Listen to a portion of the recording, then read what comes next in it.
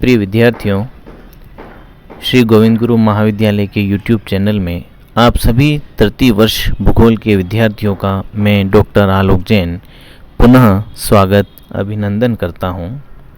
छात्रों, आज हम भारत की मिट्टियों के बारे में पढ़ने जा रहे हैं। मिट्टियों से संबंधित टॉपिक में हमें मिट्टियों का वर्गीकरण और वितरण देखना है कि भारत के विभिन्न क्षेत्रों में किस प्रकार की मिट्टियाँ पाई जाती हैं और उनकी क्या उपयोगिता है, या फिर हम इन मिट्टियों को किन किन भागों में विभाजित कर सकते हैं। सामान्य रूप से मिट्टी क्या है, सबसे पहले हम इसका अर्थ या परिभाषा समझ लेते हैं। मिट्टी पृथ्वी की वह ऊपरी परत है जो पौधों के विकास हेतु प्राकृतिक सोर्स के रूप में पोषक तत्व, जल और अन्य खनिज लवण प्रदान करती है। पृथ्वी की यह ऊपरी परत खनिज कणों और जीवांशों का एक मिश्रण है जो 1 या 2 दिन में या 1 या 2 वर्षों में नहीं बनता है, बल्कि लाखों वर्षों में निर्मित होता है। सामान्य रूप से मिट्टी की कई परतें होती हैं, जिसमें सबसे ऊपरी परत में छोटे मिट्टी के कण, सड़े गले हुए पेड़ पौधों और जीवों के अवशेष होते हैं। यह परत फसलों की पैदावार हेतु बहुत उपयोगी एवं महत्वपूर्ण होती है। जो दूसरी परत होती है वो चिकनी मिट्टी की होती है, जिसके नीचे विखंडित चट्टानें और मिट्टी का मिश्रण होता है। इसके नीचे अविखंडित कठोर चट्टानें होती हैं जो कुछ सेंटीमीटर से लेकर कई मीटर तक हो सकती हैं। पौधों की वृद्धि सामान्यतः 6 से 7 pH मान वाली मिट्टी में होती है। इसी pH मान के मध्य पौधे अपनी सारी क्रियाएं करते हैं। अधिक अम्लीय अथवा क्षारीय मृदा पौधों हेतु हानिकारक होती है। ये मिट्टियों की एक सामान्य विशेषता थी। मिट्टियों का वर्गीकरण हम भारत के संदर्भ में देखते हैं। मिट्टियों के वर्गीकरण में हम भारत के संदर्भ में ये बताएंगे कि भारत एक विशाल देश है और इस विशाल देश में कई विभिन्नताएं हैं। एक क्षेत्र से दूसरे क्षेत्र में जलवायु संबंधी, धरातलीय संबंधी अनेक विभिन्नताएं पाई जाती हैं और यहाँ की जो चट्टानें हैं, प्राचीन से लेकर नवीनतम चट्टानें हैं, वो भी एक क्षेत्र से दूसरे क्षेत्र में भिन्नताएं रखती हैं। तो जिस तरह से चट्टानें या भूगर्भिक संरचना में भिन्नता होती है, उसी के अनुरूप भारत की मिट्टियों में भी भिन्नताएं पाई जाती हैं। क्षेत्रीय वितरण में असमानता का जो मुख्य कारण है वो वनस्पति, उच्चावच, तापमान, वर्षा, आर्द्रता जैसे जलवायु तत्वों का भिन्नता होना है। मिट्टी में पौधे एवं जंतु निरंतर सक्रिय रहते हैं, जिससे मिट्टी में परिवर्तन होता रहता है। इसलिए मिट्टी को गतिशील कार्बनिक एवं खनिज पदार्थों का प्राकृतिक समुच्चय भी कहा जाता है। मिट्टी निर्माण को प्रभावित करने वाले मुख्य कारकों में उच्चावच, चट्टानें, जलवायु, वनस्पति और काल या समय है। मानव की क्रियाएं भी मिट्टियों को प्रभावित करती हैं। अलग अलग भौगोलिक वातावरण में अलग अलग प्रकार की मिट्टियों का वितरण पाया जाता है। भारत में मिट्टी की उत्पत्ति और भौगोलिक विस्तार के आधार पर जो वर्गीकरण किया गया है वो निम्नानुसार है। इसे हम देख सकते हैं। मैं आपको मैप भी बताऊंगा, इसका वर्गीकरण भी हम देखेंगे और साथ ही साथ इन वर्गीकरण के अंतर्गत कौन सी मिट्टियाँ कहाँ हैं और उनकी क्या विशेषता है, ये हम समझने का प्रयास करेंगे। सामान्य रूप से हम मिट्टियों को 2 आधारों पर विभाजित करते हैं। एक उनकी उत्पत्ति के आधार पर और दूसरा उनके विस्तार के या वितरण के आधार पर। भारतीय कृषि अनुसंधान परिषद ने 1956 में भौगोलिक विस्तार के आधार पर मिट्टियों को विभाजित किया और उन्हें वृहद समूह के अंतर्गत 4 प्रकार में रखा और लघु समूह के अंतर्गत भी 4। इस तरह से भारतीय कृषि अनुसंधान परिषद ने भारत को 8 प्रकार की मिट्टियों वाला बताया। जबकि उत्पत्ति के आधार पर हम इसको अलग अलग भागों में बांट सकते हैं, जैसे स्थानजन्य मृदा, जो जिस स्थान पर उत्पन्न होती है उस आधार पर। स्थानजन्य मिट्टी में मंडलीय और अंतःमंडलीय। मंडलीय मिट्टी लाल और लेटेराइट, अंतःमंडलीय काली और पर्वतीय, सेलाइन या अल्काइन और पीट मृदा। ये तो हमारी हो गई कौन सी मिट्टियाँ? स्थानजन्य मिट्टियाँ। परिवहित मिट्टियाँ जलोढ़क जो जल द्वारा लाई जाती है, और मरुस्थली जो रेगिस्तानी भागों की मिट्टियाँ हैं। एक मैं आपको मैप बता देता हूँ, फिर हम इनका वर्गीकरण आगे से हम देखेंगे।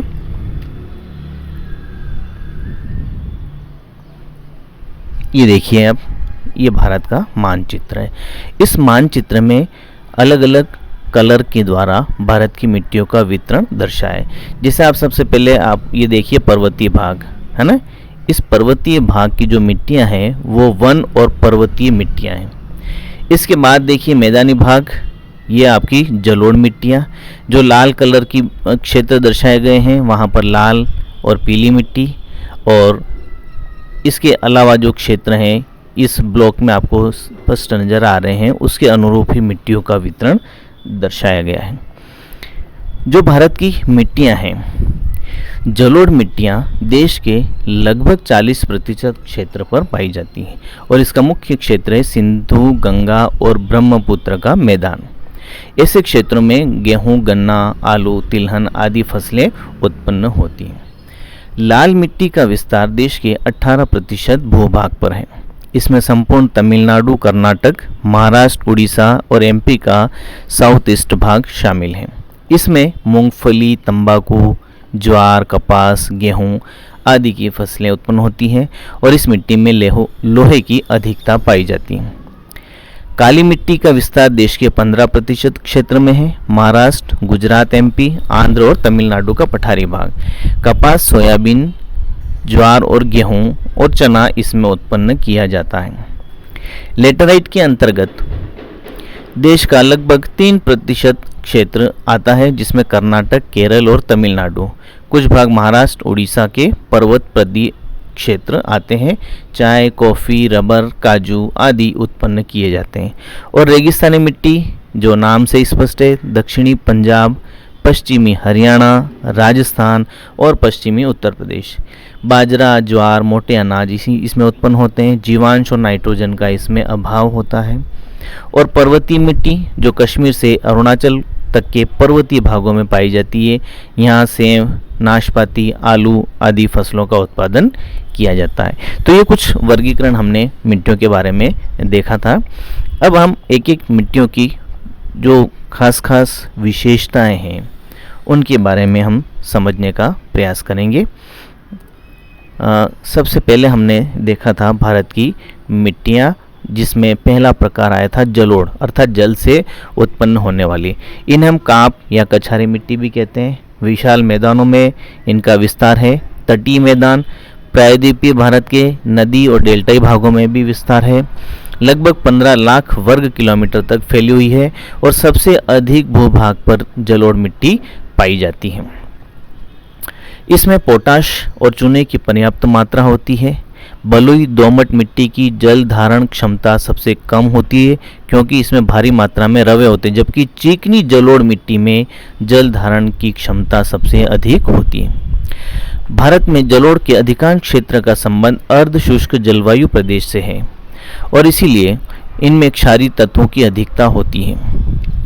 सतलज यमुना का मैदान, पंजाब, हरियाणा, ऊपरी गंगा के मैदान में जलोढ़ मिट्टी पाई जाती है, जिसे हम बांगर के नाम से जानते हैं। खादर बांगर हम पहले पढ़ चुके हैं।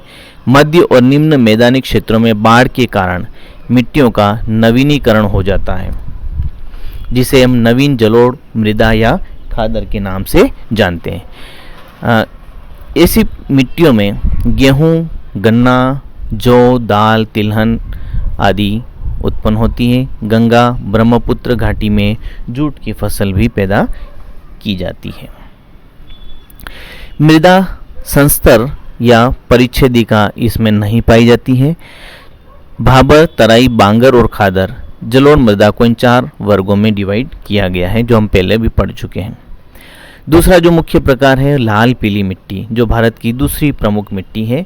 दक्कन के पठार के पूर्वी और दक्षिणी भाग में कम वर्षा वाले उन क्षेत्रों में जहां आग्नेय चट्टानें पाई जाती हैं वहां इनका विकास हुआ है। पश्चिमी घाट के पहाड़ी निचले भागों, उड़ीसा और छत्तीसगढ़ के कुछ भागों, मध्य गंगा के मैदान के दक्षिणी भागों में भी इसका विस्तार मिलता है। पठारी क्षेत्र के अंतर्गत भी इसका विस्तार है। लौह ऑक्साइड के कारण ही इसका रंग लाल होता है। नाइट्रोजन, फास्फोरस, ह्यूमस की कमी होती है और अम्लीय प्रकार की मिट्टी है ये। सामान्यतः उर्वरक होती है। लाल मिट्टियाँ उच्च भूमियों पर बाजरा, मूंगफली और आलू की खेती हेतु उपयोगी होती, जबकि जो निचले मैदानी भाग है वहाँ चावल, तंबाकू और सब्जियों की खेती की जाती है। फिर एक सबसे इम्पोर्टेंट मिट्टी का हम प्रकार पढ़ते हैं जिसे हम काली मिट्टी, ब्लैक सोइल, जिसे रेगुर मिट्टी के नाम से भी जानते हैं, और लावा पदार्थों के विखंडन से इनका निर्माण हुआ है। ये भारत का तीसरा प्रमुख प्रकार है। महाराष्ट्र के दक्कन ट्रेप के उत्तर पश्चिमी क्षेत्र में सर्वाधिक विकास मिलता है। एमपी के मालवा पठार, गुजरात का काठियावाड़, प्रायद्वीप, कर्नाटक, बेंगलुरु का जो पठारी भाग है, तमिलनाडु का पठार, आंध्र और तेलंगाना का पठार और छोटा नागपुर के राजमहल पहाड़ी क्षेत्रों में इनका विस्तार मिलता है। कपास हेतु सर्वाधिक उपयोगी है। इसे काली कपासी या रेगुर मिट्टी भी कहते हैं। उष्णकटिबंधीय चेरनोजेम व ट्रॉपिकल ब्लैक अर्थ भी कहा जाता है। यूपी में इसे करेल कहा जाता है। कपास के अलावा गन्ना, गेहूँ, प्याज और फलों की खेती हेतु अनुकूल है। ये ऐसी मिट्टियाँ हैं जो गहरी, अपारगम्य होती है और गीली होने पर चिपचिपी हो जाती है और सूखने पर इसमें दरारें पड़ जाती हैं, इसलिए इनकी स्वतः जुताई हो जाती है। इसीलिए इसे स्वतः जुताई वाली मिट्टी भी कहा जाता है। इसमें जल धारण करने की क्षमता या नमी धारण करने की क्षमता अधिक होती है, इसलिए सिंचाई की कम आवश्यकता होती है। शुष्क काल में भी यह अपनी नमी बनाए रखती है। ह्यूमस, एल्यूमिनियम, लौह के ऑक्साइड यौगिक की उपस्थिति इस मिट्टी के काले रंग का कारण है। इसमें जैव तत्वों की मात्रा कम और पोटाश, एल्यूमिनियम और मैग्नीशियम कार्बोनेट की पर्याप्त मात्रा होती है। नेक्स्ट है लेटेराइट मिट्टी, जिसका विकास उच्च ताप और भारी वर्षा वाले क्षेत्रों में होता है। अधिक वर्षा के कारण जल के साथ चूना और सिलिका का निक्षालन हो जाता है और लौह के ऑक्साइड और एल्यूमिनियम के यौगिक मिट्टी में बच जाते हैं। सामान्यतः लाल रंग होता है। मुख्य रूप से पश्चिमी घाट के पर्वत पदीय क्षेत्रों में, केरल के मालाबार, कर्नाटक, महाराष्ट्र, उड़ीसा के पठारी, राजमहल पहाड़ी क्षेत्र, छोटा नागपुर पठार, असम पहाड़ी क्षेत्र में इसका विस्तार है। उच्च ताप में आसानी से पनपने वाले जीवाणु ह्यूमस की मात्रा को तेजी से नष्ट या समाप्त कर देते हैं, जिससे इनमें जैव पदार्थ नाइट्रोजन, फास्फेट, कैल्शियम की कमी हो जाती है। ऐसी मिट्टियाँ रबड़ और कॉफ़ी की फसलों के लिए सबसे उत्तम मानी जाती हैं। इसमें चाय, कॉफ़ी, रबड़, काजू, मोटे अनाज, मसालों की कृषि की जाती है। रबड़ भी की जाता है, परंतु इसे कृषि की दृष्टिकोण से कम उपजाऊ मिट्टी की श्रेणी में रखते हैं। ये सूखने के बाद बहुत कड़क और पथरीली हो जाती है, इसलिए लेटेराइट मृदा का प्रयोग मकान निर्माण में आने वाली ईंटों के रूप में भी किया जाता है। नेक्स्ट आता है पर्वतीय मिट्टियाँ, जो नाम से ही स्पष्ट है, पहाड़ी क्षेत्रों में पाई जाती है। भारत का उत्तरी पर्वतीय क्षेत्र, प्रायद्वीपीय पहाड़ी क्षेत्रों में इसका विस्तार है। पहाड़ी वातावरण का इस पर प्रभाव भी काफ़ी अधिक पड़ता है। घाटियों में यह दुमटी और ऊपरी ढालों पर मोटे कणों वाली होती है। निचले घाटियों की मृदाएं अधिक उर्वरक मानी जाती हैं। इनका विकास पहाड़ी ढालों पर होता है और मिट्टी अपरदन की समस्या से ग्रसित होती है। ये अप्रौढ़ मतलब ज़्यादा मैच्योर नहीं होती हैं।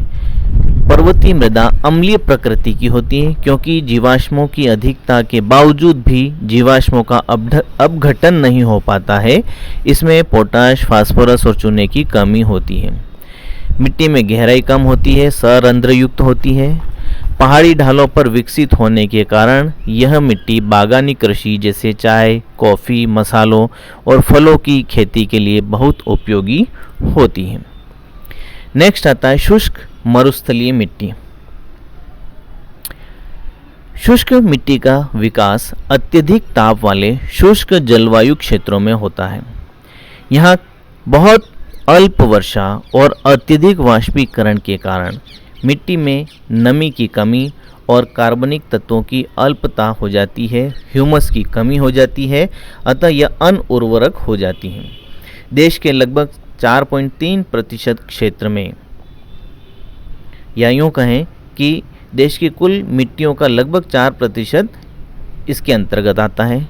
राजस्थान का पश्चिमी, दक्षिणी पंजाब, पश्चिमी हरियाणा, उत्तरी गुजरात आदि में इसका विस्तार है। इसमें रेत की मात्रा अधिक होती है, कैल्शियम, लोहा, फास्फोरस भी पर्याप्त होता है, लेकिन नाइट्रोजन और ह्यूमस का अभाव होता है। इसकी बलुई प्रकृति होती है, क्षारीय लवणता वाली मिट्टी है जो फसलों हेतु अनुपजाऊ होती है।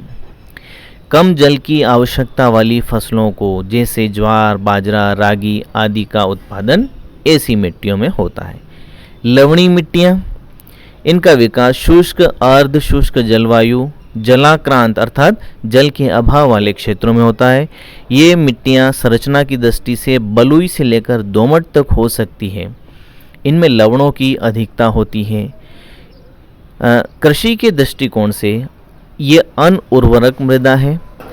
इसमें वनस्पतियों का भी अभाव है। इसका विकास पश्चिमी गुजरात, पूर्वी तट के डेल्टाई भाग, सुंदरवन के क्षेत्रों, कच्छ के रन में पाया जाता है। दक्षिणी पश्चिमी मानसून इसके लिए उत्तरदायी है।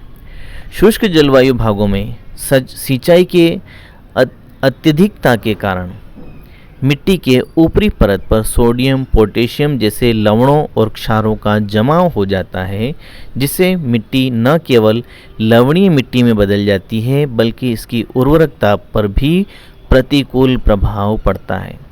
पंजाब, हरियाणा के ऐसे क्षेत्र जहां अधिक सिंचाई होती है, वहां ऐसी मिट्टियों का विस्तार हो रहा है। उपजाऊ जलोढ़ मृदा अनउर्वरक मृदा में बदलती जा रही है। इसे रेह, ऊसर, कल्लर आदि नामों से अलग अलग क्षेत्रों में जाना जाता है। जिप्सम और पाइराइट का प्रयोग कर लवणीय मिट्टियों को कृषि योग्य बनाया जा सकता है। हरित क्रांति वाले क्षेत्रों में नहरों के आसपास लवणीय और क्षारीय मिट्टियों का तेजी से विस्तार हुआ है, जिससे बंजर भूमि की समस्या उत्पन्न हुई है। धान, गन्ना, अमरूद, आंवला, जामुन जैसी लवण प्रतिरोधी फसलें और फल वृक्ष ऐसी मिट्टियों में लगाए जाते हैं। इसके बाद आता पीट और जैव मृदा, जो नदियों के डेल्टाई क्षेत्रों में जल भराव के कारण मिट्टियां बनती हैं। इनमें भौतिक और रासायनिक परिवर्तन बहुत कम होते हैं। अविघटित कार्बनिक पदार्थों की मात्रा अधिक होती है। अम्लीयता की अपेक्षाकृत अधिक हो जाती है। उच्च लवणीय मिट्टी है। इसमें पोटाश और फास्फेट की कमी होती है। इनका रंग नीला। भारत में पीट मृदा वाले क्षेत्रों में मैंग्रोव वनस्पति का विकास हुआ है। केरल, उत्तराखंड और सुंदरवन डेल्टा में विस्तार है। हल्की उर्वरता वाली फसलों हेतु उपयुक्त है। इसमें जीवाश्म के अंश और ह्यूमस अधिक मात्रा में पाए जाते हैं, इसलिए रंग काला हो जाता है। और ये मैंने वितरण पहले ही आपको बता दिया है। इस मैप की सहायता से आप भारत के विभिन्न क्षेत्रों में विभिन्न मिट्टियों का वितरण देख सकते हैं। तो छात्रों, आज हम यहीं पर इस टॉपिक को समाप्त करते हैं। अगले टॉपिक में हम मिट्टियों से संबंधित प्रमुख समस्याएं या अपरदन की समस्या का अध्ययन करेंगे। तब तक के लिए धन्यवाद।